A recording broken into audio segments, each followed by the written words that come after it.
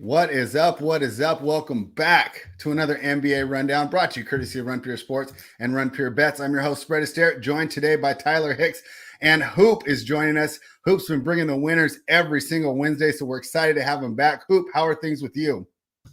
Yeah, everything's going well. Excited to be back here talking this NBA slate. But yeah, my record on the show is pretty impeccable. So that's why I like coming on here because I don't come in with a lot of ideas ahead of time. We just kind of talk through things and things kind of fall in place. It worked out well in the past, and that's what's going to happen again today. We're going to dig in and find some more winners here. All right, I'm looking forward to it. Tyler, we had the great day Monday, right? Yesterday, I almost want to clip this, right? Because you remember during my Nuggets breakdown, I said, I just can't take a team whose lead scorer is Reggie Jackson going against Nikolai Jokic, right? Did you see that dunk that Reggie Jackson threw down? Yeah, he crossed him over and posterized him.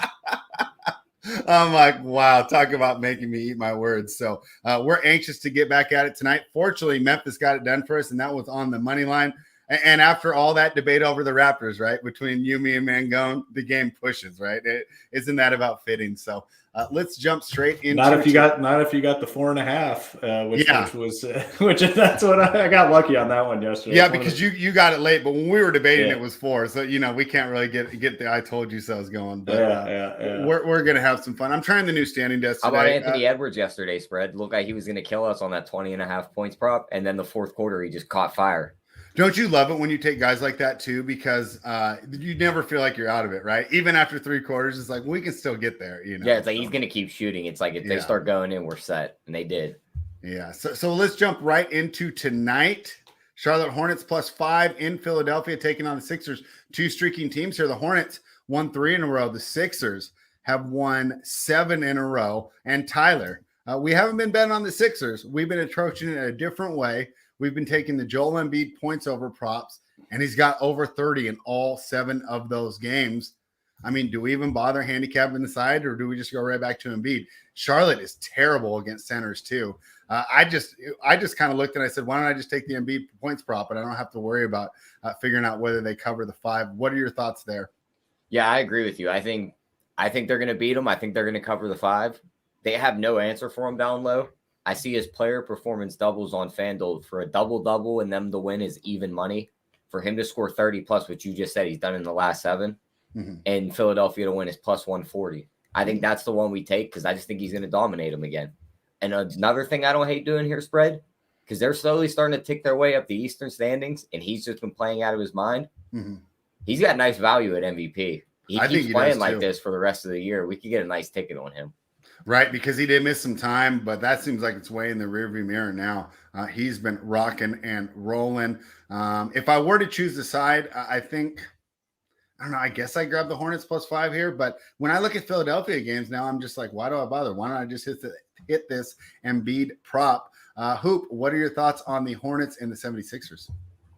Yeah, I'd rather do something like that with the player props if I wanted action on this one.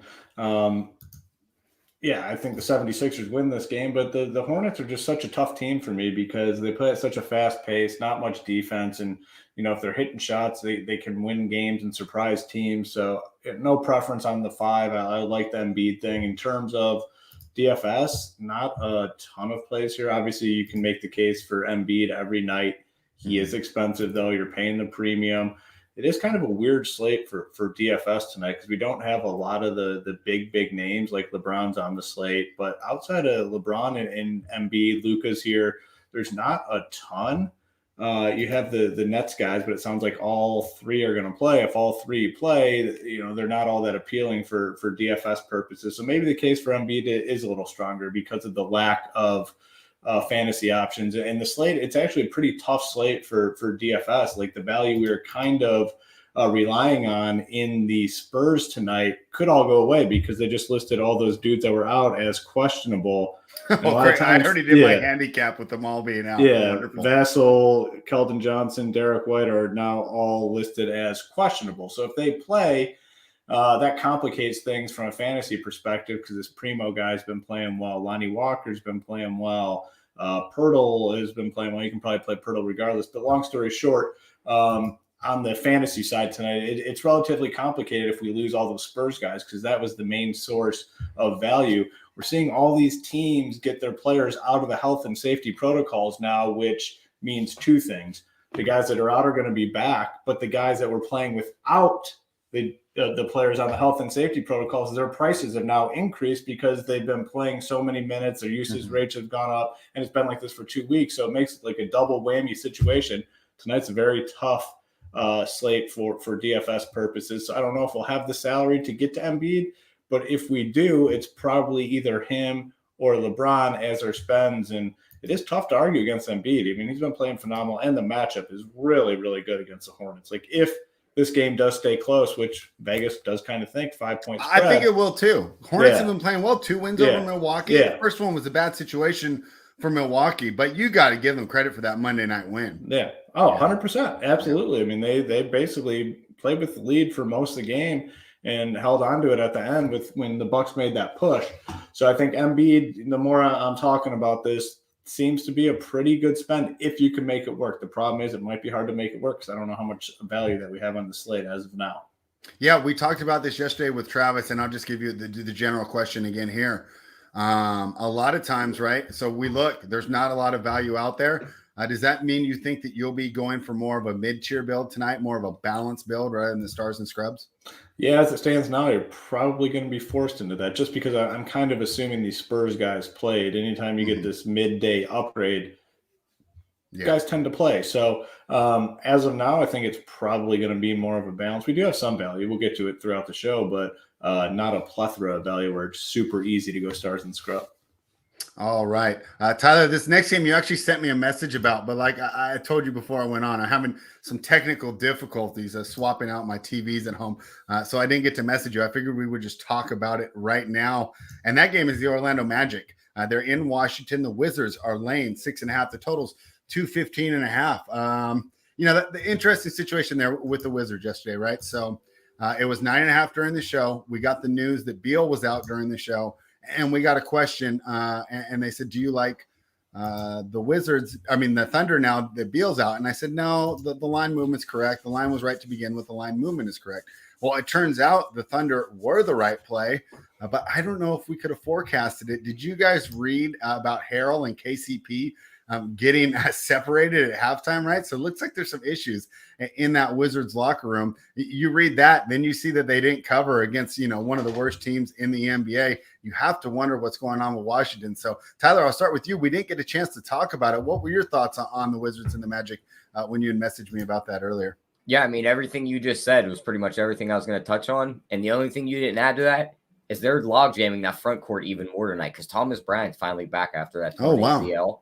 So he's going to get minutes tonight on top of Harrell being back. So they just have a log jam up front.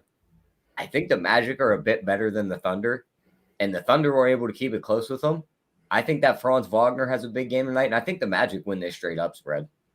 Well, that would be good. I don't think the Magic have won a game in 2022. I think their last win was in December 21st of 2021. So that's a franchise that definitely needs a win, and it would be nice for them because I don't think it's even going to ruin their draft position. They have the worst record in the league with the Pistons, going 2-2 or something over their last 4 games. Propelled them ahead of there. Sounds like Tyler is leaning towards the Magic. What are your thoughts on this one, Hoop?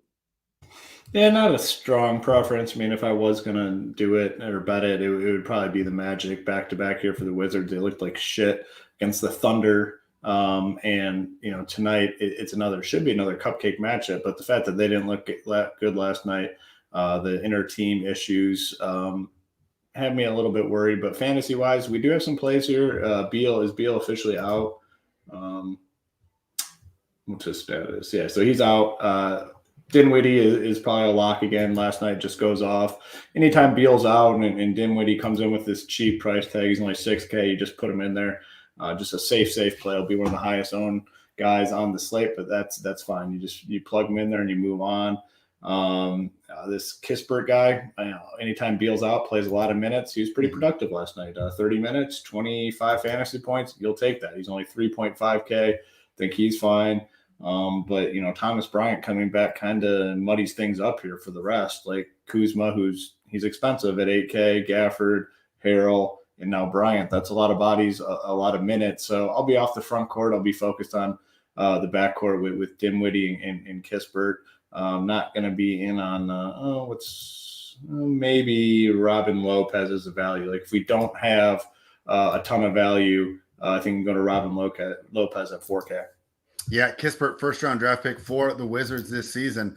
Unlike Franz Wagner, who was one of the Magic first-round pick, hasn't really got an opportunity to show what he can do. But you would have to say, and obviously I don't watch every Wizards game, but from the limited opportunities that he has, it seems like he's a good pick. He's just in a crowded backcourt, needing to earn that time. Interested to see what he does with the extra usage. We have a question from Richie Smalls. This is for you, Hoop. He says, if Cole Anthony plays, do you play him at his price? I like the spot, 7.4K.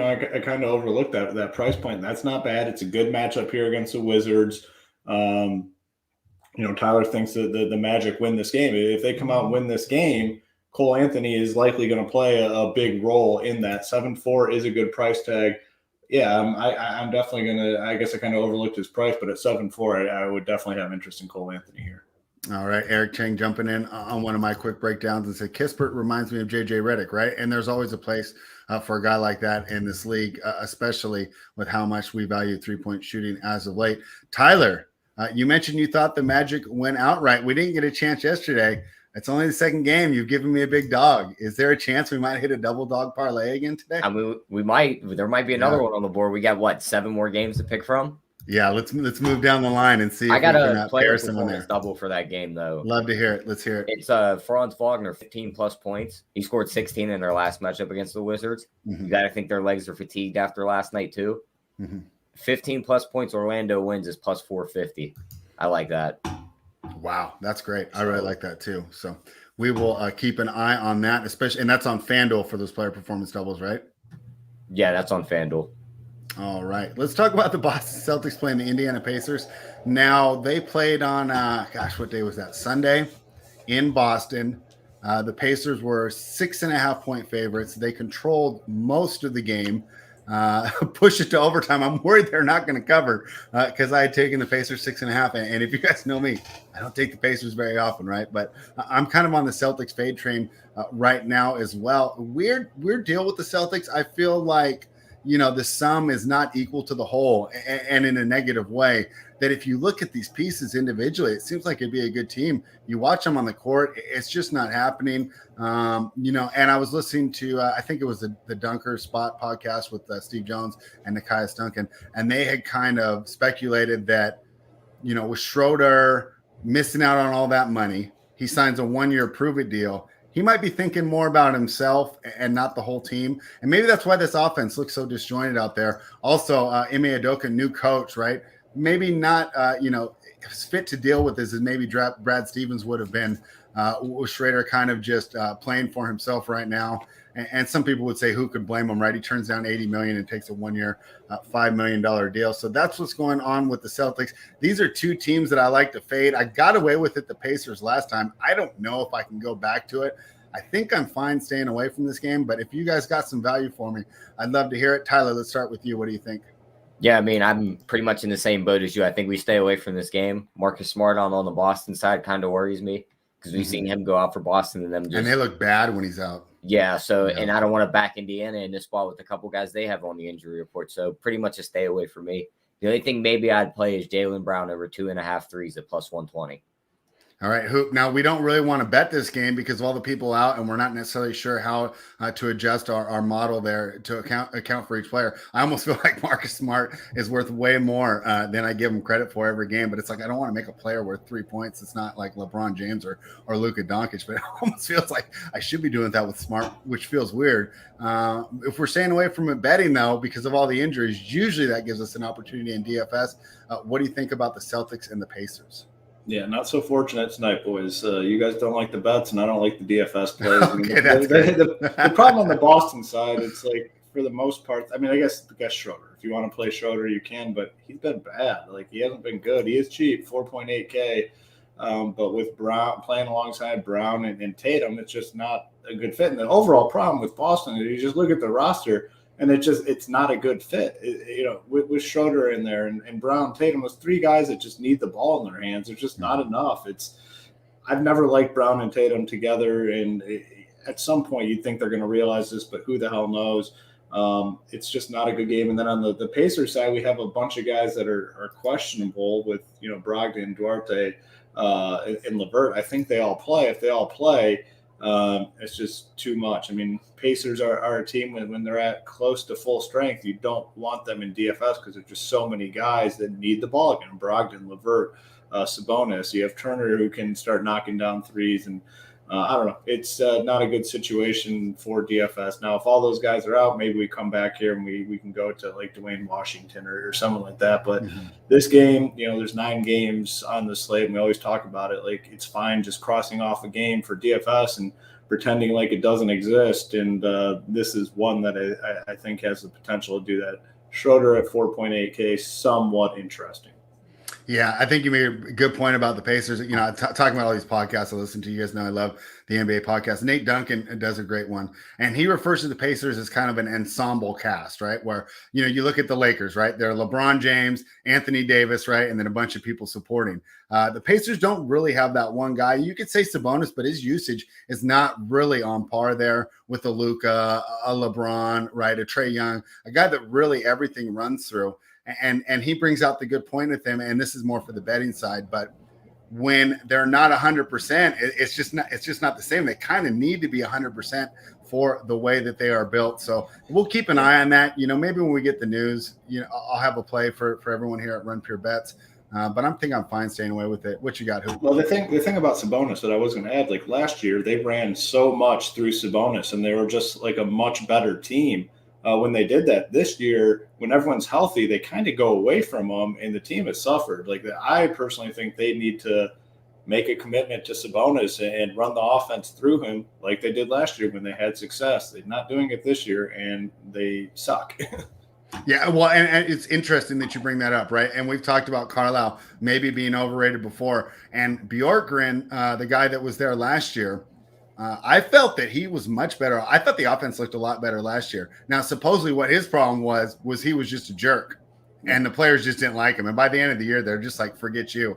But if you go back to remember the beginning of the year, they were so happy to be running these modern sets. Now I feel, right, they're back to playing that 2010 basketball, right? Yeah. And no sport is maybe the NFL, but I don't think so. No sports changed over the last 10 years more than the National Basketball Association. You're trying to run that outdated scheme. It is tough to compete. We'll see where the Pacers go. I think they blow it up at the deadline. The Dallas Mavericks are laying 2 in New York against the Knicks. This is an interesting game, Tyler. I think this game's a lot of fun. Mavericks have won 6 in a row. Knicks are 6-3 over their last 9, right? So they're both playing better.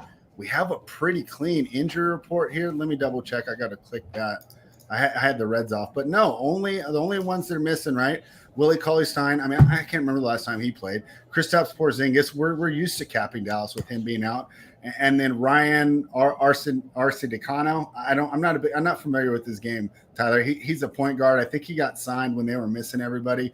Kemba, Taj Gibson, Nerlens Noel, questionable. Luka Doncic, I see with the green next to his name. This is fun, Tyler. 2 full-strength teams, essentially full strength, playing well. What are your thoughts on this one? Are you ready to back your favorite team, the Knicks? I mean, it's a tough game. It's in Madison Square Garden. We know these star players love coming to Madison Square Garden and playing great. Yeah. I think Luka's going to have a big game in this spot. I mean, who's going to guard him for this New York team? Fournier, Barrett, Alec Burks. Like, they really don't have a body to This put is on where him. They miss Luka's teammate, Reggie Bullock, because he would have got that assignment last year. Yeah, so they really don't have a body for him. You look at his stats since he's come back. He had 14, 10, and 9, 21, 15, and 8, 26, 8, and 7, 22, 14, and 14. I think he might put up another triple-double tonight against this Knicks team. Mm-hmm. You could get him triple-double in Dallas to win because we've seen this team, once they start rolling, they go on a nice long streak of just cashing the spread and winning these games outright. Him to triple-double and them wins plus 700. I think that's worth a sprinkle. Yeah. We the People has a question. I'll go with this for you, Tyler. You've been much better on the props lately than myself. under on this Knicks game. I don't know if it's a question. We the people likes to throw this picks in there. He likes the under, and we like to always talk about it because he does a great job handicapping these games as well. He says the under. He thinks the game's going to be ugly. Do you agree? It could be ugly, but 204.5 is really short. Mm-hmm. If it was closer to like 211, I'd say under, but I can't play an under at 204. They could get up over this with free throws late. A 1997 total there for us. Hoop, we talked about the ensemble cast with the Pacers earlier. The Dallas Mavericks, the exact opposite, right? Everything runs through Luka. As Luka goes, the team goes. How are you approaching this game? From a betting perspective, I've just made a commitment to myself to just avoid Mavericks games because you and I are similar in the fact that we like picking, and they're hot now, and I'm just gonna let it play out and not get involved in these Maverick games anymore. It's been painful going against the Mavs. Like you said, 6 in a row. It should be an entertaining game. Like this is a game that I would watch without action on. And there's not many games where I would like sit down and watch the game if I didn't have action on it. This is one. Luka in Madison Square Garden. Knicks pretty much at full strength. We got to see what happens with Kemba. He's listed as questionable. That does kind of impact fantasy stuff today. If he's out, everyone else would kind of get a boost, like Alec Burks and Barrett. I do like Barrett, I think, either way. Barrett's been playing really good for the Knicks, like very, very solid basketball. And, he'll get a lot of minutes in close games. He'll play close to 40. Didn't need him in that Spurs game. They blew him out, so he only played 30 minutes in a blowout. That's still pretty good. So I like Barrett regardless of what happens with Walker. Julius Randle has a pretty good price tag, 8.5K. He's fine. Problem with Luka, he's up there. He's 10-9. Like you can play him for sure. But again, same issue that I talked about with Embiid. Do we have the value today? As of now, we just don't have a ton of it. Probably will change though. I mean, we see it all the time in NBA 9-game slate. We're going to get something that breaks from now until when these games tip off. So, sorting between Embiid, Luka, and LeBron, I would say Luka is probably my least favorite just because of this total, 204. I mean, it's such a low number for an NBA game, and I agree. Like, I would not take the under on that. It's just, that's just too low to go under. But it's just a game I think I'm excited to see, and like I said, I would watch this one without much action on it. All right. A quick comment from Eric Chang. Mavs slowest tempo in the league. Yeah, that's what happens when your spark plug's out of shape, right? I mean, I'm trying to lose weight some right now too, Lucas. So send me a DM and I'll share you some of the tips of how I've set up for this little weight loss plan. I think we both could benefit from that. Tyler, Hoop talked about just watching the game, right? And that gave me an idea, something that we haven't done for a little bit. Do you think there's an ARB potential for this game? I mean, he did talk about watching it. We could have some fun. Do you think there's any way we can get more than plus 150 on both sides? With the line of -2, you got to think that's possible. What do you think? Oh, yeah, definitely for sure in this game because I could see New York going up and then they tend to slow down on offense. And then here comes Dallas to come back and take the lead. So I definitely think you could see 2 runs from each team in this game and get plus money on both sides. Yeah, so for members of Run Pure Bets, that might be the strategy. Tyler and I will throw that in the Discord if we decide to do it. That might be the best way to approach this game. And, of course, I do like the Luka triple-double look. This is a fun one. I wrote about it last night, and I love the number last night. Of course, the market did as well. And I'm talking about the Miami Heat, who are catching 2.5 in Atlanta. It opened at 4.5. Give me 4.5 with the Heat. At 2.5, I think it's pretty close to the actual number. Now it's close to just to pick the winner style game. I just thought with those points, I was just going to have that nice little cushion there. And now it's the difference between a 2-possession game and a 1-possession game on in the end. I still do like the Heat. I don't know. I don't believe in this Hawks team. I was pretty much ready to fade them when Trae Young started talking about, we're just looking forward to the playoffs. Okay, if you're Milwaukee, if you're the Los Angeles Lakers, right? You're the Brooklyn Nets, guys with rings on their fingers, championship experience. You can do that. You made the Eastern Conference Finals once after being the lottery the year before. Let's slow back, right? I mean, they're like the guy that I don't even got a good analogy. We'll just move on from that. But I think that Atlanta's not taking this regular season seriously. Obviously, they have been very hurt. But let's be honest, the whole league's been hurt. They can't use that as an excuse. Let's look at the Miami Heat. They're 25-15. I could argue that their injuries have been worse because they've been missing Jimmy Butler and Bam Adebayo for a majority of the stretch, and they are still getting it done. Atlanta is not. Atlanta lost 10 of their last 14 games. This will be the last game of Miami's homestand or Miami's road trip. I think it'll be the 7th one for them. Atlanta is just coming back from a road trip as well, where they were kind of an easy fade there by the end. Very tired, of course, playing shorthanded. But Tyler, we like to attack the first game back from a road trip, almost handicapping it like it's still a road game when it comes to fatigue purposes. And I think that's the case tonight. So I love the old number. I still like this number at 2.5. What are your thoughts on the Heat and the Hawks? Yeah, I agree with you. Give me the Heat in this spot. I mean, this injury report for Atlanta looks like a rainbow. They're probably, Skittles. They're probably going to be missing their big man, Clint Capella, who's going to be big in the middle. Yeah, he rolled his ankle, right? Yeah, Miami's just going to feast at the rim. John Collins probably likely draws PJ Tucker defense, so he's going to have troubles all night too. Yeah, give me Miami to win this game straight up spread. All right, Hoop, we both like the Heat. Do you want to join us, or are you going to provide a contrarian opinion? I was kind of leaning the Hawks. I mean, not a strong lean, but they're going to be without Capella tonight, most likely. But the roster is overall getting more healthy. Collins, Herter, Bogdanovich, Trae Young. I think they can beat the Heat here. We'll see. Not a strong lean, but if I was going to bet it, I would be on the Hawks side. For fantasy purpose, though, with Capella out, Okongwu, 3.9K is going to be one of the better values on the slate. I think Capella what's the official status? He is officially doubtful, right? He's doubtful. More times than not, if someone's doubtful, they're going to be. I mean, it looked pretty bad when he rolled it. Yeah, and I think it's like 90% when a guy's like listed as doubtful, they're typically out. So great value at 3.9K, a lot of upside. So I do like him as a value play. The other play I like, I've been playing this Yurt7 guy for the Heat, and he's good, man. Like, he is very solid from a fantasy perspective. They run him out there a lot of minutes. Gets these double-doubles, blocks, steals. I mean, he's been over 40 fantasy points in 3 out of the last 4 games. At 6.9K, you'll take that, and you'll be happy with it. Close game here, 3-point spread. I think he gets the 35 minutes, and he's just been such a solid source of fantasy points with Bam out and the other bigs. So give me Yurt7 as a DFS play, more of a tournament option.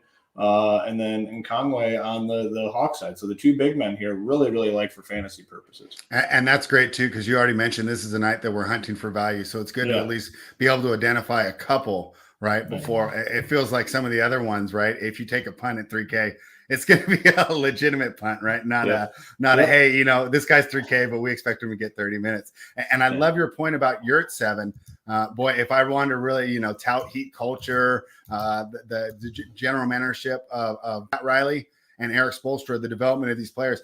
Omar Yurt7 is a player that was drafted this year, played some summer league. Not really a lot expected out of him, right? And so now you're down to your 3rd string center. You watch these other teams when they're down to their 3rd string center. It's not going to look good. The fact that they're able to get quality minutes from this guy, and I would even argue, so Dwayne Dedman was the other backup Hoop, and he'll be out tonight as well. He might be a game time decision, but he's been missing a lot of time.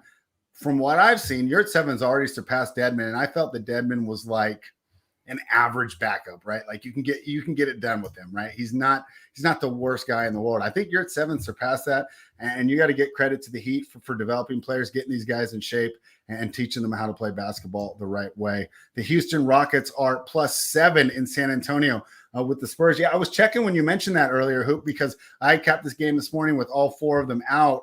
I thought that maybe with the news, the line might change. I wonder if this was baked in and the odds makers knew beforehand that this could happen, because I don't know. I guess they can get up to 9 or 10 if they're all rolled in. Rockets 1-11 in their past 12 games. They started off terribly. They had that nice little stretch where they played great. Now they're back to being bad. We've all heard about the problems in the locker room. They seem to be past that, but the results haven't necessarily indicated that they're past that. I was so high on the Rockets this year. I thought that we'd be taking them a lot of times in this situation, catching 7 or more when I was doing my preseason handicaps. And it just hasn't turned out that way. I mean, it's almost getting to be, it's got to be like 12 or more before I'm intrigued in taking the Rockets game. This is a shorthanded Spurs team. I still think I lean San Antonio, have yet to get involved. What are your thoughts, Tyler? Yeah, I mean, you asked me that question earlier about the double dog parlay spread. Oh, is this it? This is it. Oh, They're getting wow. those Tell guys me why, back. because I didn't see it. They're getting those guys back. It could be a little bit of a bunched up rotation. You figure they want to get those guys minutes. And then the guys that are playing already are playing well. It's just going to screw those guys up. They have really no answer for Christian Wood down low. He's going to feast. That over 17.5 on his points is probably money. I wouldn't be surprised if I make that an official play. You don't think Podol gets it done? No, I don't think he's going to stop him down low. He's not that bad defensively. Interesting. I think he could beat him off the dribble, too, if he drags him outside. That's a good point. So, yeah, give me Houston to win this game outright spread. I think they get it done here. All right. I was straddling the fence. Tyler took a stand. What are your thoughts, Hoop? I'm going to join you on the fence. It's a tough game, huh? Yeah, it's a tough game. So, like, fantasy-wise, this is a spot that was going to be pretty popular and a spot we kind of needed for the Spurs. You know, Lonnie Walker was playing a ton of minutes. This Primo kid looked pretty damn good. Like, he was playing some solid basketball. Pirtle, Forbes, all guys that we could have played tonight as value options. Well, now with all these guys listed as questionable, Vassell, Keldon Johnson, and Derek White, if they play, that eliminates all the value. And now you're looking at a team that's pretty damn deep. Like they have a lot of bodies that they're willing to use. So it would go from a spot that we really like for fantasy to a spot that we want to avoid, with the exception of Pirtle. I mean, Pirtle is not affected by all those guys coming back. He'll play his 28 to 32 minutes and probably get you anywhere between 30 and 40 fantasy points like he always does. So I think he's in play regardless, but all these other guys, Walker, Primo, Forbes, it's 100% dependent on the news. This game is an hour and a half after the slate locks, which makes it kind of difficult. You can't really bank on these guys being in. Hopefully we get this news, but if not, it's a dicey situation where we're going to have to make some late swaps after lock. On the Rocket side, Christian Wood at 6.9K he's too cheap. I mean, there is some risk. I mean, we've seen some low floor games from him. Last game, 27 fantasy points, but two out of the last four have been under 30, and then 2 out of the last 4 have been over 40. Really good tournament option because we know what he's capable of doing. He can get you close to 50. So I think Wood is a solid option here. Probably the only guy I'd look at on the Rocket side. Spurs side is 100% dependent on whether or not those guys are in. If they're all in, not playing any of the Spurs guys. If they're all out, playing all those guys I mentioned, Primo, Walker, Forbes, even Bates Diop, and then, even DeJounte as a spend. Yeah. So it all depends on the news. It really is 100% dependent here. Yeah, DeJounte having a breakout year, and his DraftKings price has definitely indicated that. I think he was close to, 8K to start the season. We've seen him up 9, 10K. I don't know exactly what he's at tonight. Don't have it pulled up in front of me, but it's above 9,500, right? Do you have it in front of you, Hoop? 9.7. Yeah, 9.7. That's about where he's kind of settled in, and I think that's about a fair price unless you're attacking a specific matchup. Tyler, one more thing to kind of support your cause. Spurs, I talked about it with the Hawks, same deal. First game back from a road trip. A lot of times they're still fatigued, like they're being on the road. Also, wasn't a very good road trip. 1-6 for the Spurs on this road trip. So definitely dealing with the fatigue, playing with a shorthanded roster due to the COVID protocols. Cleveland Cavaliers, a team we have loved to bet until they lost Ricky Rubio. They made a move to try and fill in Ricky Rubio. I don't know if it's as good. Still to be determined. Rajon Rondo is in there. Darius Garland should be back tonight. He's probable, but I'm expecting him to play. Utah Jazz, boy, everyone talks about Donovan Mitchell. This team doesn't look very good without Rudy. And it's actually pretty simple because I've said it for a while. These Jazz defenders get away with just not being very good on the ball. And without anyone back there to protect them, because we talked about Whiteside before, he's going to get you a couple highlight blocks that are going to be on your NBA TV highlight feed, right? But so many times he misses rotations or is just so slow to get over that it's a dunk or a layup, right? So it kind of mitigates all the cool highlight style blocks he gets. I don't think he's anywhere near the defenders. I don't even think he's an above average defender, even with the cool highlights that he gets. This team's really struggling. I think they will be missing Rudy Gay as well tonight. Interesting, they brought him in as an idea to try to counter how they got beat in the playoffs last year, and that was the Clippers went small, and it was really rough. So they said, we'll have Rudy Gay as a small ball 5. so far, that project has simply not worked. I think they're going to have to make a move at the trade deadline if they still want to do it. I don't think Rudy Gay is the guy to be able to do that. It was almost a stretch for him to be a 4 in San Antonio. And I think the guy was drafted as a 2 in the league, right? Now we saw DeMar DeRozan go from 2 to 4, but I wouldn't say that Rudy Gay is nearly the player that DeRozan is. And also neither of them have never been that good on the defensive end. Jazz team struggling, Cavaliers catching 5.5. Tyler, I lean towards the Cavaliers. I'm a little worried though, because I figure without Rubio, my numbers, if you just run like the 5 games they played without him, team has not been as good. I don't know how to approach this game. I don't know how to approach this team. What are your thoughts on the Cavaliers and the Jazz, Tyler? Yeah, I mean, if Rubio's out, well, he's definitely out. But the one I'm worried about is Rondo. I see he's questionable. If Rondo's out, maybe lean towards the Jazz side, because we did hear them after that last game when they took that loss to the Pistons. They're like, we're thinking about winning a championship. We can't be taking losses like that. This might be like a statement game for them. That's my only worry here. But they're not going to be able to control these 2 big guys in the paint at all for Cleveland. Like Jared Allen's going to eat Hassan Whiteside alive. Royce O'Neal doesn't stand a chance against Evan Mobley. So if these guys just eat in the paint, they could easily win this game. Jared Allen, double-double, and Cleveland wins, plus 420. I mean, that's great value on that. We just had it the other night at plus 150 in the Kings game. So I'm willing to take the stab on it in this matchup. I think that has a lot to do with the fact that they were favored in that Kings game. Hoop, I sound like a broken record here.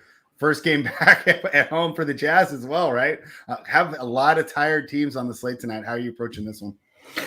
Yeah, it's if I was going to bet this one, I'd lean the Cavs. I'd just take the point and hope, for the reason that Tyler mentioned, that the bigs are able to eat down low, which they should be able to do. Mobley and Jared Allen should have their way here in this matchup. We'll see if they're able to do that successfully. I think the Cavs have a chance. If they don't, I think the Jazz do. So I'm going to lean on the Cavs guys getting it done here. I'm going to take the 5.5. Fantasy wise, though, Hassan Whiteside's going to be needed. Like he's going to have to play the minutes today.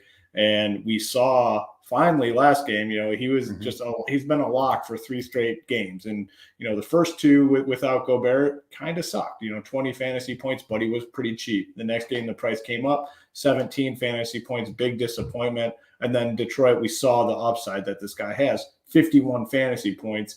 That's what we are used to seeing when Hassan Whiteside plays 34, 35 minutes, which he should play tonight. You go right back to him for fantasy purposes.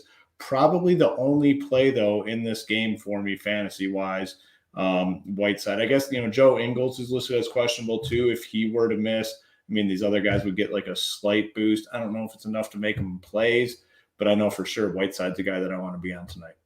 All right, and that's a great breakdown, Hoop. Reminder, this breakdown was brought to you by Run Pure Sports and Run Pure Bets. If you're not already a member, head on over to runpuresports.com. Use the promo code GETBETS. You'll get access to the daily fantasy information as well as all the betting information. Let's move on to the Los Angeles Lakers, out to 4. This was 2.5 overnight. I think this is why these guys don't post these lines overnight. These overnight lines are easy. I wish I had access to them. Offshores are waiting until about 6 a.m. my time to get these games up. And it's because they're just posting bad numbers. The Lakers at 2.5 against the Kings team. This team is bad. It's just not well. It's not well constructed. And they don't have a lot of talent. A lot of people are like, you shouldn't trade them. We can go for the playoffs. It's like at best, De'Aaron Fox is like the 40th best player in the league. How are you going to win when your best player is the 40th best player in the league? Like, it's just not happening. Him and Halliburton are not a fit, and Hoop knows that well just from playing daily fantasy. When one of them is out, the other one isn't a lock, but he's high in your projections, right? You're going to be over on the ownership with him, most likely. When they both play together, it's just not working here. Something needs to be done. I say it every show, right? Pacers, Blazers, Kings need to blow it up. Tonight, I believe, will be another example. At 2.5, I loved it. I still like it at 4. Maybe the Kings keep it close because this is like a big game for us here in Sacramento. Even it's like a one-sided rivalry. Like we think it's a rivalry in Sacramento, Los Angeles doesn't think about us at all, right? And that Mad Men one where he goes, I feel bad for you. Like, I don't think about you at all, right? I mean, that's the Kings and the Lakers, right? I mean, they don't care about us. It's like 20 years ago. These guys, a lot of them were born back when the Kings were good, right? They've never seen a good Sacramento team, and it's going to continue to be that way until they build this team correctly. I'm fine fading my hometown King team, right? I did it with the Raiders for years. Can't do it this year, right? But I'm still fading, making money off these Kings, right? And this is pretty much where I am as a sports fan. I bet against my favorite teams and make money. Tyler, am I overstepping it tonight? Am I walking into a landmine betting against the Kings with the Los Angeles Lakers? No, I mean, Raquan Holmes still out, Damian Jones still out, Tristan Thompson on the injury report. They're probably going to run LeBron at the center again in this spot. Mm-hmm. They're just going to murder this team. Yeah, I think Malik Monk has another big game. You've seen his last game he played against them, 8 for 15, 6 for 11 from 3, 24 points. His over 2.5 on his threes is plus money. I like that. He's hit that in 5 of his last 8 games. And 2 of his last 3, he shot 12 and 11 threes. The one game he shot only 3 threes was against Memphis. And we've seen how good they've been defensively against guards. So I like him against Sacramento tonight. And I think they win the game outright by about double digits. So give me that -4 too. All right. We got 2 here. Hoop, what are you thinking, man? Am I overlooking my hometown heroes? Yeah, I mean, maybe I'm just like a donkey or something, but I don't get why this is only 4. Like, to me, the Lakers should be favored by like 7. And, I don't know how to calculate what the lines are and the value, but like, man, they should beat up on this team. It should be an easy win. You have a team with all the incentive in the world to win, and then a team on the other side with like, they're a broken team. The Kings are just broken. They have no identity. LeBron at the 5 has been phenomenal for them. Malik Monk's been playing well. He's a good fit. He's a perfect guy to play alongside someone like LeBron. I love the Lakers here. I mean, I love the Lakers. I think this is a really, really strong play. I wish I was ahead of the ball and looked at this last night and got the 2.5. That's fine. I'll take the 4 and make the same amount of money here. I don't care. Like, give me the Lakers -4 here all day long. The Kings, from a fantasy perspective, are just a frustrating team because they have individual pieces that can be good for fantasy. Marvin Bagley is a guy that if he gets minutes, he's very productive. But 22 minutes, 29 minutes, 20 minutes, 20 minutes. Can't play a guy that's only going to play 20 minutes. And just a team like this, a young guy like Bagley, I don't understand why he doesn't play more. Fox, Halliburton don't fit together. If this team wants long-term success, one has to go. Like, it's just very clear. And then you got Buddy Hield, who is the guy that probably should be in the starting lineup playing alongside one of these guys. Great guy coming off screens, getting the ball, knocking down shots.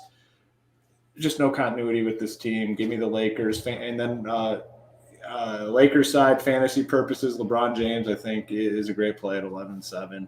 If this game does stay close, I'm not so certain it's gonna, and it probably doesn't need to for LeBron to have a big game. But if it does stay close, they have no way. I mean, who's going to guard LeBron James on this Kings team? Like, who has a chance to slow him down? I don't see one guy on this roster. And now there's not many guys in the NBA that can slow LeBron James down. But they're going to put up no fight against LeBron tonight. He should have a big game here. Give me the Lakers and give me LeBron. Yeah, I mean, the Kings, talk about lack of self-awareness, right? They just remind me when I used to work in the bar, right? You would see these big, out-of-shape guys with bad hygiene, and they just be popping at models, right? Like the baddest girls in the club, and you're just like, bro, like, I appreciate the confidence, but let's get some self-awareness here, right? And I feel that's how the Kings look at their roster, right? It's like Homer looking in the mirror on that one meme where he thinks he's ripped and he's got all the fat behind him, right? That's how the Kings look at their roster. So very tough to back this team until they make some moves. Final game of the night. This is going to be fun. The Brooklyn Nets take on the Chicago Bulls. I'm really looking forward to this one. Of course, the Nets have struggled against the NBA's best. So they do what you're supposed to do, right? They beat the teams they're supposed to beat. Let's give them credit for that. They have struggled against the NBA's best this year. Now 0-8 against the Bucks, Heat, Bulls, and Grizzlies combined, right? And the Bulls have already beat them once this year. Bucks most recently beat them on Friday night. I was wrong on that game. I thought maybe, hey, this is the Nets' chance to make a statement. Milwaukee got it done even without, like most of their guards, right? I mean, it was just crazy that they were able to win with that lineup. Then, we faded the Nets for the double dog parlay on Monday night, Tyler, and it was so much fun. How do we approach this game? I like the Bulls, but I feel like I'm making it too simple. But a lot of times, Tyler, you simply tell me, don't overthink it. What do you think about this one?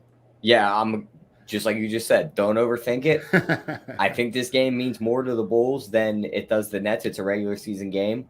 I think the Bulls want the division more, and they also want that first seed to push these games through Chicago in the playoffs to where the Nets can care less. They have the star power. They have the firepower. They know they can go wherever they want and win games. I think the Bulls win this game tonight, and I think that total is way too high. You see the two matchups they had earlier in the season. KD and James Harden played both of them. So did most of the guys on the Bulls side. Neither game came close to this 230 number. So give me that under there.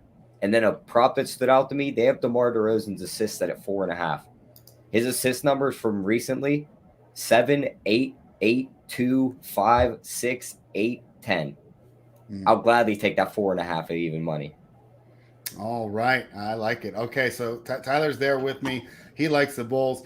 Hoop, my guess is, so I like to guess, because I talk to you guys a lot and I try and do a little daily fantasy prep as well as doing my betting prep. My guess is with these teams at full strength, you're not going to like a lot. But I'd also like, because I haven't talked to you since he's come back. Can you also talk about Kyrie Irving coming back to the team, how you think that just helps the Nets overall, just like in a general basketball perspective? And then, of course, break down the game. Yeah, you're spot on. I mean, it's two teams that are going to most likely be at full strength. I know Harden and Kyrie are listed as questionable. I think they both end up playing. Yes, these are very appealing teams. These are, teams that we like to watch. They have all the superstars, tons of superstars in this game. That is not necessarily a good thing for fantasy because it's too much of a good thing, not enough ball to go around, not enough usage.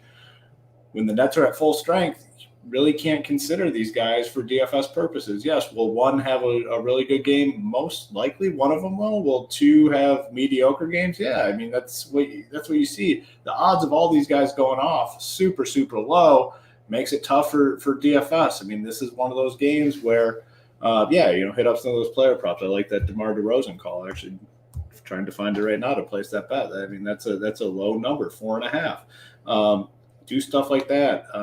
But to get involved fantasy wise, it's not great unless we have like a super cheap price tag somewhere. Like the only guy I see that stands out that has a good price tag would be Lonzo on DK at 6.8K. He's an okay option. Not going to be like a core play, not a guy that you're building your lineups around. But if you land on him, that's totally fine. In terms of the spread, too, I don't know. I have no preference here. This is one of those games that you can sit back and watch and enjoy it from a entertainment standpoint, and not necessarily get involved on a big level. So yeah, I like the DeRozan thing. 4.5 seems really low for him. And the good thing about something like that is, in these games, this is a big game for the Bulls. Their guys are going to play a ton of minutes, which obviously gives them more opportunities to hit that over 4.5. So, yeah, I'm going to piggyback Tyler. That's probably my favorite thing here from the game because I'm not touching the side fantasy-wise. Like, I'm not touching these players just because all their guys are in here. So it's a good spot to avoid for DFS. Tyler, Hoop mentioned another game that he just wants to watch. The other one I said, I think there's great ARB potential there. I don't know about this one. I could see either team getting a big lead and just riding with it the whole I could game. see this being similar to what Milwaukee did to Brooklyn a couple of days ago, where Milwaukee just kind of stomped them out and they just kind of took it and just were like, game over. Let's get out of here. Yeah. So, hey, you go. We're not telling you not to. I'm just saying if I was to choose one of these really short lines that I was going to try and get both sides, I think that Dallas and New York are much better options here. That is it for the lineup, which means it is time for the best bets. Let's start with you, Tyler. What do you got? Yeah, I'm taking that DeRozan over 4.5 assists. That number is just way too low, I think. All right, DeRozan. I'm going to try to put him on the bottom of the screen today. And I'll give a total for the people that can't get props. I like the under in that game also. I just think it's going to be played like a playoff game. And if Chicago gets up big, Brooklyn's just going to kind of call it in. So give me the under here. All right. Hoop, what do you have? You're muted. Mute. Camera's going off. It's full disaster here on the show. Well, hopefully that's a good thing. Hopefully that means Yeah. we're keeping the winning streak alive. I'm going to go with the Lakers. Like I said, I just think that's a bad number. I think the Lakers. The one thing you know that's good about the Lakers too, if this is a competitive game late, end of the third quarter, fourth quarter, LeBron's going to come in and play the entire fourth quarter. They need to win games. So I just think there's so many outs here with the Lakers. Give me the Lakers minus that 4. That'll be the best bet for me. All right. Let me see if I can get this on the screen. There we go. So the best bet, Nice. DeRozan over 4.5 assists. Lakers minus 4. And I'm going to take the Bulls minus 2. I was going to take the Lakers hoop, but that's why I let you guys go first, right? Let the guests go first, and some nice hospitality there, because I've always got more in my back pocket ready to go. And, I started off, just this was the way I was looking. I just didn't want to feel, I didn't want to think that I was missed something. This is a great team. I mean, you watch Kevin Durant at the end of the games. It's always scary to bet against the Nets, but they just haven't been getting done against the better teams. Also, we mentioned it, right? This isn't the Atlanta Hawks. These teams, they can legitimately say we're gunning for the championship, right?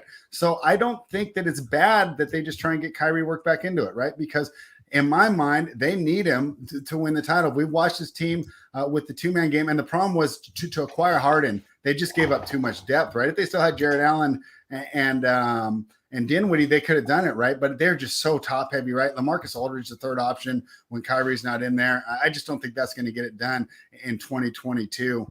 This Bulls team, boy, I was wrong about them in the preseason, but hey, at least I pivoted, corrected, and I've been on them, since November when I realized hey, Caruso can defend, Lonzo can defend, and DeRozan means so much more to this team than I imagined in the offseason. I thought his defense was going to be so weak, but they do such a good job of hiding him. And Lonzo and Caruso are so good on ball that they're kind of hiding the deficiencies of Vucevic and DeRozan. And while Vucevic isn't a great shot blocker, he's a great defensive rebounder. So when they do get the stop, they get the stop, right? You don't get the second chances. We know that Brooklyn does like to go for that. Brooklyn also kind of small. Vucevic might have a big game there, but we know that people love these after we were able to hit one on Monday. Yesterday, we didn't have the options, right? But on a 9-game slate, we can find it again. The double dog parlay brought to you by Tyler Hicks is the Magic and the Rockets. I will leave that on the screen, Hoop, while you let everyone know the great content that Run Pure Sports is providing for the rest of the week. Yeah, for NBA, we have our shows every day, 4:45 Eastern, and the Up to Lock show with Big T, JSU, about 6:15 Eastern time. We got PGA kicking off tomorrow afternoon. They're in Hawaii, so it's a late start. We have the playbook. We'll have playbook core plays for not only the main slate, but every round too. So round 1 through 4. We had the PGA show last night. Tambo and Snyder did a great job breaking down the entire field. So make sure you check that out. And all the regular content for NFL kicking off this weekend for the playoffs. So good time to be a member at Run Pure Sports. I know we already got some JJ Dunkel really likes this NFL slate. I think he has 4 or 5 plays already listed on the site. So another reason to not only be a DFS member, but a Bets member as well. Yeah, a great job, I think, of the Run Pure team, really combining both aspects of sport gambling and daily fantasy, because what I've learned from doing these shows with you guys every day, I learned so much by doing the daily fantasy. Before, one guy's out, right? Like Joe Ingles is out for the Jazz. Okay, whatever. He's worth 0.25 points, right? But I didn't really think about, so now who's going to take the extra usage? Who does this mean more? And I've always said for years, you have to know the benches to bet the NBA, because the stars win the games, right? The stars win the games. The benches cover the spreads, right? Which is why LeBron can never cover for all those years in Cleveland, right? Because he would leave the game, we'd be up by 1, he'd come back in down by 8. He can bring him back and get the win, but that -6 is out the window. So I think it's just such a great value, the best bang for your buck you can get in sports gambling information. Tyler, anything else for the people before we sign off? Nope. I mean, you guys hit everything on the head. Like and subscribe to the channel. We got all the plays in. Now we just got to win them tonight. So just got to wait for the games to start. I feel like we're going to get back on track. Reggie Jackson will not be dunking on me tonight. Thank you, everybody, for joining us, and Run Pure.